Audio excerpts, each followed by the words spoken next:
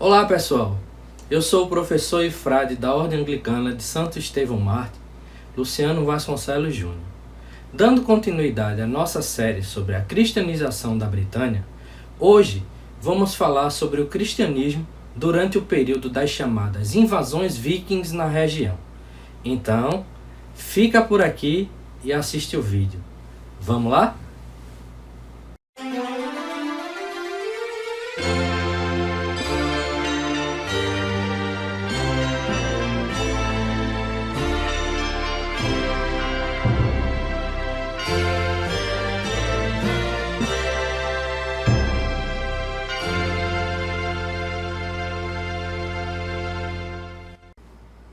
Os vikings eram povos que habitavam a Escandinávia em um período que abrange os anos de 793 a 1066 d.C.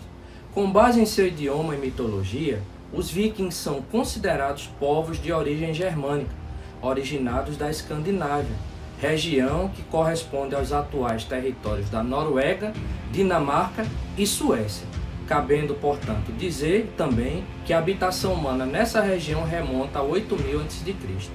Na medida em que os vikings foram adquirindo habilidades náuticas, realizaram navegações marítimas que lhes permitiram alcançar locais bastante distantes da Escandinávia.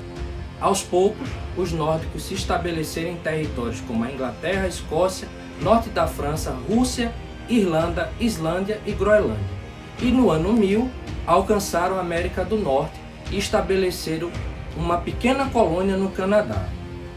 As navegações vikings eram realizadas com diversos objetivos, os quais não visavam necessariamente apenas ao saque e à pilhagem. As navegações vikings também aconteciam com o objetivo de mudança e de estabelecimento em uma nova região, além da realização do comércio.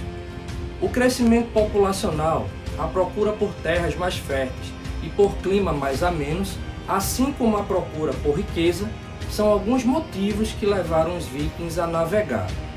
Todas as lendas que falam a respeito deles são verdadeiras, pois eles eram guerreiros intrépidos e cruéis. Ingleses e irlandeses se referiam a eles como o suprassumo da selvageria. Embora ingleses e irlandeses não fossem também tão civilizados, por serem cristãos, eram diferentes dos vikings.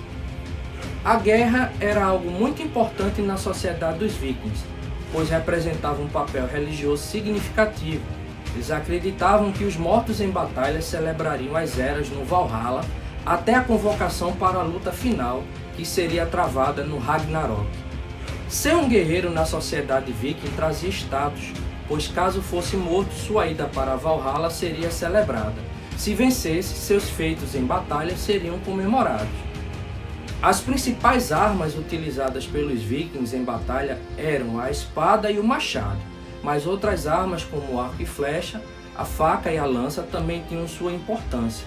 A principal arma de defesa era o escudo de madeira, usado na principal tática de batalha viking, a parede de escudos.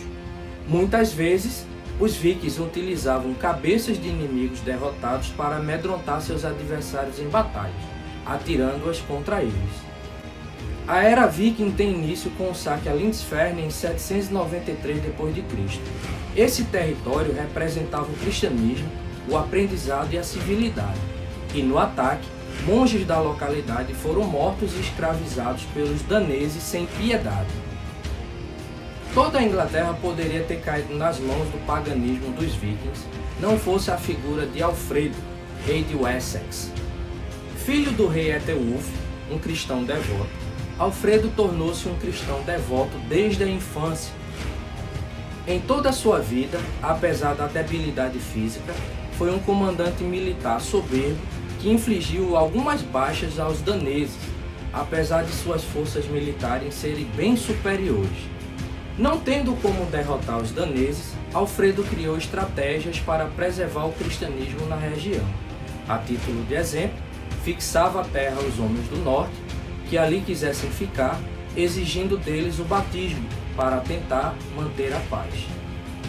Foi conhecido também por suas artes pacíficas, ao promover um programa educacional fundamentado no Antigo Testamento, fundindo a isso costumes orais anglo-saxônicos, adaptando-os à piedade cristã. Foi um dos pioneiros da educação leiga no país e as leis de Alfredo serviram de base para o direito comum inglês. As invasões e guerras vikings destruíram praticamente toda a vida monástica, de forma que todo um século foi necessário para a sua recuperação. E esse reavivamento se deve muito à liderança de São Dunstan, que nasceu em 909 e se tornou arcebispo de Cantuária. Destacou-se como abade de Glastonbury, levando para lá muitos eruditos e musicistas. Por influência dele, foram fundadas muitas casas monásticas e a regra de São Bento foi estabelecida como norma em toda a Inglaterra, com algumas adaptações para a região, como as orações para o rei, que se tornou prática do anglicanismo moderno. Enquanto os escandinavos devastavam a Inglaterra, cristãos ingleses levavam o evangelho para a Escandinávia. Daneses e noruegueses que moravam na Inglaterra ou Irlanda se tornaram missionários de volta às suas terras de origem. Dinamarca e Noruega foram ganhas para o cristianismo de forma substancial no século X, mas na Europa, em várias regiões, por volta do ano 1000, se difundiu a ideia do retorno de Cristo para o julgamento final. Como a Inglaterra estava cristianizada, isso não gerou muito medo entre os ingleses, pois a fé na região avançava cada vez mais. Existiam nesse período 18 dioceses com tantos clérigos e paróquias que foi criado o cargo de assediado para dar ajuda administrativa ao bispo diocesano. Vale apontar que os clérigos paroquiais eram, na maioria dos casos, homens de educação insuficiente, porém de bom caráter. E, embora o povo assistisse regularmente os cultos e ofícios religiosos e seguissem os deveres cristãos, ainda existiam práticas do paganismo e superstições, de forma que foi necessária a elaboração de leis para proibir práticas como encantamentos e necromancia. Existiram dois grupos vikings na Inglaterra, os que vieram para saquear e depois retornarem para as suas terras, e os que se estabeleceram na Inglaterra para se tornarem ingleses. Com isso, duas nações danesas passaram a existir, ocupando duas terras, Dinamarca e Inglaterra. Porém, mesmo na Inglaterra e depois de batizados e fixados à terra, os daneses mantiveram um sentimento de identificação com suas origens. Não existia, assim, mais uma simples nação inglesa. Em 1016, o danês Knut tornou-se rei da Inglaterra. Era um cristão convertido e fervoroso e é considerado um dos melhores reis da Inglaterra. 8 anos após, ocorreu a restauração da monarquia inglesa com a chegada de Eduardo, sobrinho do conde Roberto da Normandia e filho de Etereldo, descendente direto de Alfredo o Grande. Porém, o nome forte do período foi o de Godwin de Wessex, líder do partido danês. Como Eduardo era débil politicamente, Godwin julgava poder manipulá-lo.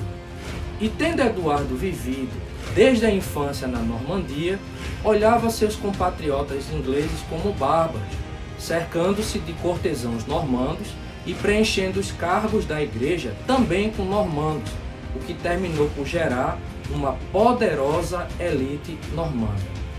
Em 1053, Godwin morreu e o poder da sua casa, devido às dissensões de seus filhos, enfraqueceu. Isso despertou a intenção de um poderoso duque normando, Guilherme, que tinha ambições de se tornar rei da Inglaterra. Após a morte de Eduardo, o Grande Conselho escolheu Haroldo, filho de Godwin, como rei, e ele reinou por poucos meses.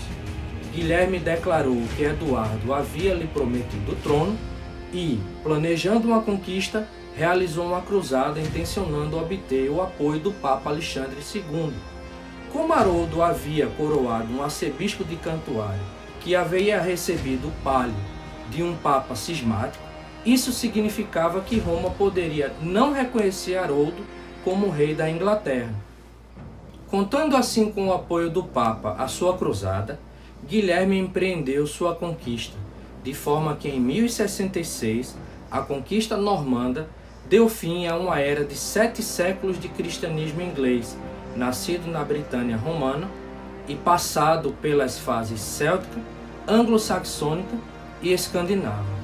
Após a conquista, a forte união da religião com o ensino, a cristianização da lei comum e o zelo pela evangelização dos pagãos, característica do cristianismo britânico, se mantiveram e se fortaleceram, mesmo em meio ao fim de toda uma era.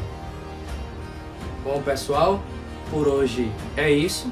Se você gostou do vídeo, dá aquele joinha, compartilha com os irmãos e irmãs, com os amigos e amigas e, no mais, Deus vos abençoe e até o próximo vídeo.